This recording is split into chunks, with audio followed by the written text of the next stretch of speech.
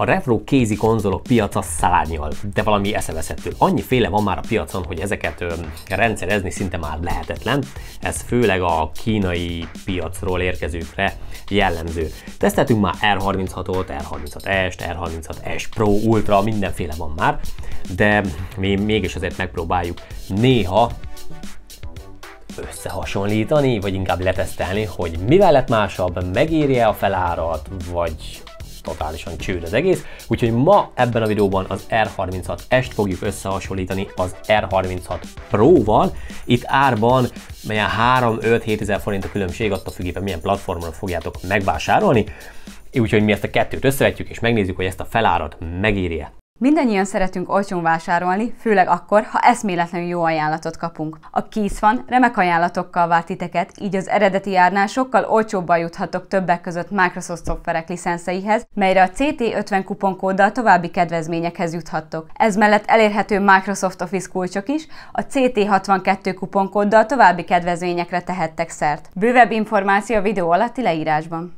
Mindkét termék elérhető az AliExpressen, a Temun, az Alibabán és így tovább mindenféle ilyen hasonló nagy kínai webáruháznak a platformján, de ha valaki mégis megbízható forrásban szeretné ezeket beszerezni, magyar webshopok is vannak, annyi, hogy valamelyest felárasan juttatják el nekünk ezeket a készülékeket, viszont így egy-két napon belül ugye kiérkezik, illetve hogy egy garanciát is vállalnak rá egy évet. De itt ez is az AliExpress-től érkezett, és ez is az AliExpress-től érkezett, olyan 5000 forint volt a különbség. Úgyhogy nézzük meg, hogy mi válassza el ezt a plusz 5000 forintot. Kezdjük egy egyszerű csomagtartalommal.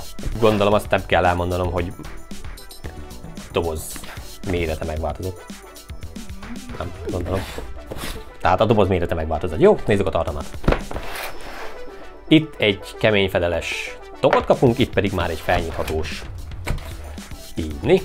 Amint látjátok, a tasak tartalma megváltozott, még itt egy ilyen egyszerű zacskóban helyezik el a kontrollert, addig itt már egy nagyon szép dizájnos, hát ez igazából ez egy tartó, tehát ebben majd tudjuk vinni magát a konzolt, tegyük félre, mind a két esetben a konzolokat. Tovább kutakodva, itt még kapunk egy kis műanyagot, ezt annyira nem csipázzuk, hogy műanyaggal van. Kapunk egy töltőkábelt, ebben az esetben egy fekete színű, 1 méter hosszú USB-A és USB-C kábelt. Megkapjuk a szokásos üvegfóliánkat, vagyis igazából ez nem üveg, hanem ilyen plexi, na mindegy, védi a kijelzőt, az a lényeg, és egy használati utasítást. A másik esetben pedig már csak a használati utasítást kapjuk, és majd mutatom a többinek a tartalmát, viszont itt már sokkal színesebb, sokkal dizájnosabb a papírunk, és részletesebb, nagyobb, még ebben az esetben kicsit kisebb, egyoldalú és talán gagyibb, de ez miatt még mindig nem éri meg azt a plusz 5-6-7 ezer forintos felárat, úgyhogy kicsit durkáljunk tovább. Tovább bontva ezt a kis szütyőt, egyébként ez ilyen csúszásgátló, amit látjátok, ez így nem nagyon fog megmozdulni, egész kemény, cipzáros, és egyébként dizájnos is. Ez kinyitva, itt is megvan ugyanúgy a konzolunk, ez a szivacsos dolog, ez ugyanúgy elérhető, mint ebben az esetben. A konzol félrerakva, itt is kapunk üvegfóliát, viszont itt az üvegfólia mellé mi már, nem üveg egyébként, ez még mindig ez a műanyag, de már kapunk ezeket a levehető, lecserélhető valamiket, meg ezeket a száraz és nedves kis tőlőkendőket, az üvegfóliáknál, a telefonoknál is ugye ez így szokott lenni, és a töltőkábelt, ebben az esetben pedig fehér, mert ugye a kontrollerünk is fehér, de semmi más nem változott, USB-A, USB-C, ezzel fogjuk majd tölteni a kábelt, adaptert egyik esetben sem kapunk. Jó, nézzük tovább, miben változott még. Szóval itt van a két fontos részvevőnk, ez ugye ehhez tartozik. A színeket leszámítva nagyjából egyforma, legalábbis a kinézetet gondolnánk, de nem.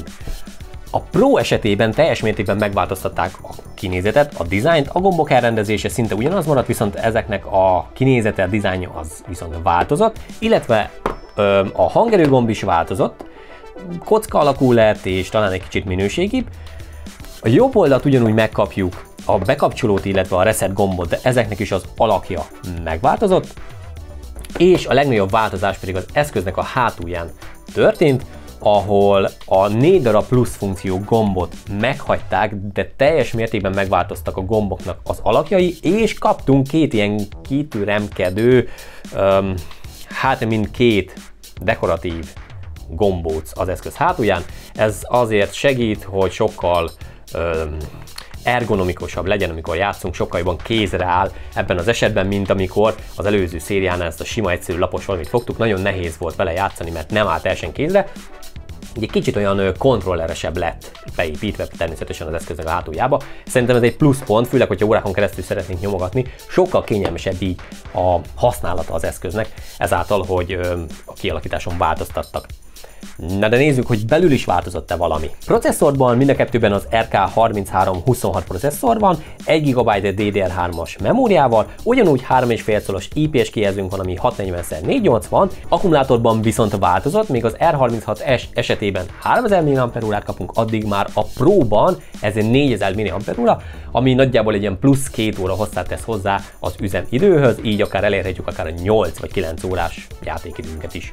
Rendszerben mind a kettőn ugyanaz fut, viszont a Pro-nál jobban van optimalizálva, így egy kicsit, mint hogyha gyorsabb lenne, folyamatosabb, ilyen fluidabb lenne maga a konzol. Úgy érezzük, mint hogy gyorsabb lenne, de egyébként nem gyorsabb, csak jobban van optimalizálva. Ugye a kijelzőkben papíron nincs különbség, ugyanúgy 3,5 szoros IPS kijelzőket kapunk, viszont mégis a Pro esetében egy kicsit jobb a gyártás minősége, így a kettőt egymás mellé rakva úgy érezzük, hogy a Pro-nak talán kicsit szebb, vagy mint egy kicsit több pixel lenne rajta, tehát amit látunk, az valamelyest szebb. Még egyszer, szebb. 3 szebb is van.